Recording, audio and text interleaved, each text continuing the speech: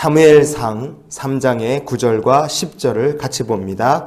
엘리가 사무엘에게 이르되 가서 누웠다가 그가 너를 부르시거든 내가 말하기를 여호와여 말씀하옵소서 주의 종이 듣겠나이다 하라 하니 이에 사무엘이 가서 자기 처소에 누우니라. 여호와께서 임하여 서서 전과 같이 사무엘아 사무엘아 부르시는지라. 사무엘이 이르되 말씀하옵소서 주의 종이 듣겠나이다 하니. 아멘. 소년 사무엘이 하나님의 거룩한 성전에서 잠을 자다가 하나님의 음성을 듣게 됩니다. 하지만 사무엘은 하나님의 음성을 듣고도 그게 자기를 부르신 주의 음성인지를 분별하지를 못했습니다. 올바르게 대답하지를 못하고 사람의 소리로 잘못 알아들었어요. 그 이유가 무엇인가? 성경을 보면 우리가 알 수 있죠. 사무엘상 3장 1절을 보시면 이렇게 되어 있습니다. 아이 사무엘이 엘리 앞에서 여호와를 섬길 때에는 여호와의 말씀이 희귀하여 이상이 흔히 보이지 않았더라. 아멘.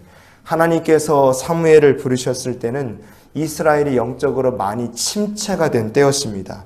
우리가 이 시대에 대한민국이 하나님 앞에서 영적으로 침체된 나라가 아니라 다시 부흥의 불이 타오를 수 있기를 기도해야 됩니다. 이 시대가 이상이 희귀한 시대가 되면 하나님의 음성을 들을 수가 없기 때문에 그래요. 이런 이유도 있고 개인적인 이유도 있었죠. 사무엘상 3장 7절 말씀을 같이 보시겠습니다.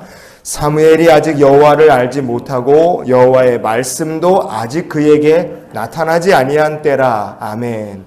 시대도 말씀이 이상이 희귀할 수 있지만 각 사람을 향하신 하나님의 계획도 그리고 때도 있지 않습니까?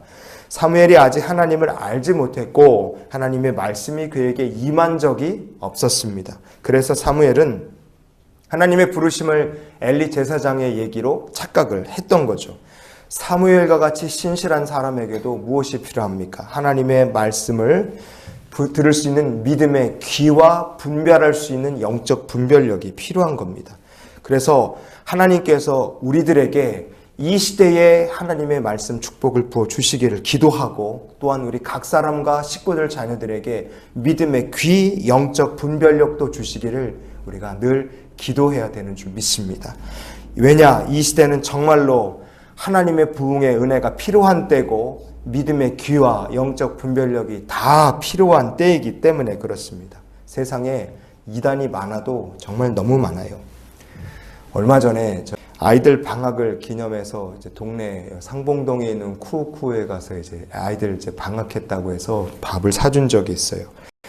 다른 집들은 식당 가서 먹는 게 괜찮지만 저희 집은 집 식구들이 다 이만해서 그래서 뷔페 가서 먹는 게 제일 쌉니다. 그래서 진짜 가서 줄 서서 기다렸다 들어가서 먹는데요. 저희 가족 앉았던 테이블 이렇게 옆에 바로 옆 테이블 제가 보기엔 이제 제 앞에 보이는 테이블에 네 분 아주머니 네 분이 앉아서 식사를 하는 거예요. 근데 식사하다 보니까 얼마나 목청이 좋으신지 하는 얘기가 우연치 않게 다 들리게 됐어요. 그런데 듣다 보니 이상해요. 아니나 다를까 신천지로 의심되는 아주머니 3명이서 아직 신천지 아닌 것 같은 아주머니 한 사람을 집중적으로 미혹을 하고 있었어요.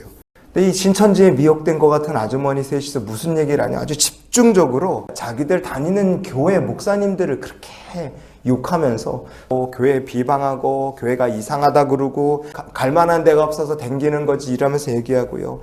자기들이 어디서 들은 교회가 있는데 목사님이 참 말씀이 좋다, 뭐 어떤 선교사님이 좋다, 어떤 교회가 좋다더라 그러면서 위장교회 신천지에서 말하는 그 위장 선교사 이런 사람들 얘기를 막 하면서 전형적으로 신천지에서 하는 이삭따기를 하고 있더라고요. 그 모습을 보니까 참 안타깝고 한편으로는 불쌍했습니다. 이 사람들은 아마 틀림없이 자기들이 지금 신천지 추수꾼으로 들어가 있는 교회에서요, 어떻게든 형식적으로나마 예배를 드리고 있을 게 분명합니다. 그러나 그들은 어떤 말씀을 들어도 어떤 예배를 참석해도 전혀 은혜를 받지 못하고 있는 게 틀림없을 거예요. 왜냐? 그 사람들이 예배 시간에 아니면 어떤 순서든 선포된 하나님의 말씀을 들을 때마다 내게 주시는 하나님의 말씀으로 그분들이 듣겠습니까? 전혀 그렇지 않죠. 그 시간에 하나님의 말씀을 듣는 것이 아니라 자기가 해야 될 신천지 추수꾼 역할에만 골몰을 하고 있었을 것이기 때문에 그래요. 여러분, 그런 태도를 가진 사람은 말씀하옵소서 주의 종이 듣겠나이다, 이런 믿음의 태도를 가지고 하나님 앞에 섰던 사무엘과 같은 사람이 될 수 없습니다. 여러분, 우리가 하나님 말씀을 들을 때 어떤 신앙의 태도가 필요하겠습니까? 우리에게 진짜 필요한 것은 이런 신앙의 태도인 줄 믿습니다. 데살로니가 전서 2장 13절 말씀을 우리 같이 보시겠습니다. 너희가 우리에게 들은 바 하나님의 말씀을 받을 때에 사람의 말로 받지 아니하고 하나님의 말씀으로 받음이니 진실로 그러하도다. 이 말씀이 또한 너희 믿는 자 가운데에서 역사하느니라. 아멘. 내가 듣는 말씀 중에서 하나님께서 나에게 주시는 말씀이 무엇일까? 그렇게 말씀에 귀를 기울이고 분별을 하고 사모하며 그 말씀을 통해 하나님께서 내 삶에 역사하실 것이다. 여러분, 우리가 이런 기대와 그리고 믿음을 가지고 늘 하나님의 말씀을 붙들을 수 있기를 원합니다. 유명한 목사님이 아니라 어린아이의 입을 통해서라도 말씀하시는 그 하나님의 말씀은 똑같이 진리의 말씀이고 좌우의 날선 검과 같이 힘이 있는 하나님의 말씀이기 때문에 그렇습니다. 여러분, 하나님의 말씀을 들을 생각이 없다, 비방부터 한다, 어떤 사람이 얘기를 하는 건 듣고 어떤 사람이 얘기하는 건 나는 아예 들을 생각이 없다. 여러분, 그렇게 하나님 말씀을 듣는 사람은 말씀을 사람의 말로 듣는 사람들입니다. 그런 사람들은 신천지 추수꾼 같은 식의 태도를 가진 사람이고, 그런 사람들은 하나님의 나라에 멀어질 수밖에 없어요. 그러나 만약에 우리가 말씀하옵소서 주의 종이 듣겠나이다, 우리가 이런 믿음의 태도를 가질 때 하나님께서 우리 가운데 역사하시는 말씀의 증인이 되게 하실 줄 믿습니다. 그래서 우리가 이런 기도로 오늘을 살았으면 좋겠어요. 하나님, 언제나 성경 말씀을 살아계신 하나님의 말씀으로 듣게 하여 주시옵소서. 사무엘과 데살로니가 교회에는 공통점이 있습니다. 말씀이 믿는 자 가운데서 역사하시는 말씀이 되었을 때 그들의 삶에 큰 부흥과 역사가 나타났다는 점입니다. 주여 말씀하옵소서 주의 종이 듣겠나이다. 우리도 오늘 사무엘처럼 이런 고백과 그리고 부흥을 누리며 사는 귀한 날이 되시기를 주의 이름으로 축원을 드립니다.